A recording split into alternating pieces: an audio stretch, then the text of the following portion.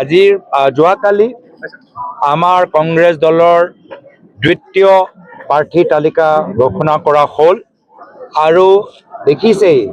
যে আমাৰ মণ্ডল ব্লক কংগ্ৰেছ তৃণমূল কংগ্ৰেছ কৰ্মী যি পৰামৰ্শ প্ৰিয়ংকা গান্ধী ডাঙৰীয়াক দিছে আমাক জনাইছে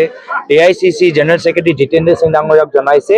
আমি তৃণমূল কৰ্মীৰ লগত আলোচনা কৰাৰ পিছত তৃণমূলে পৰা আমাক যি পৰামৰ্শ দিছে সেই অনুসৰি আমি প্ৰাৰ্থী তালিকা আমি আগবঢ়াই দিছোঁ মই দলৰ নেতৃত্ব মাল্লিকাৰ্জুন খাৰ্গে ডাঙৰীয়া ৰাহুল গান্ধী ডাঙৰীয়াক ধন্যবাদ জ্ঞাপন কৰিছোঁ আৰু আজিৰ পৰা আমি এটা 5 দিনীয়া এটা কাৰ্যসূচী লৈছোঁ বিভিন্ন ঠাইত আমি ব্লক কংগ্ৰেছৰ কাৰ্যালয়ত সোমাই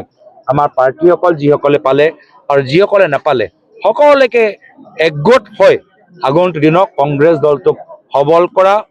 সেই বিধানসভা সমষ্টিত কংগ্ৰেছ দলটো জিকোৱা লগতে স্থানীয় সমস্যাবোৰ ওপৰত গুৰুত্ব দিয়া আৰু মানুহক বুজোৱা যে কংগ্ৰেছ আহিলে কেনেদৰে অসমৰ ভিতৰত আমি এখন নতুন বৰ অসম দেখা পাম তাৰ বাবে এটা 5 দিনীয়া কাৰ্যসূচী আমি হাতত লৈছোঁ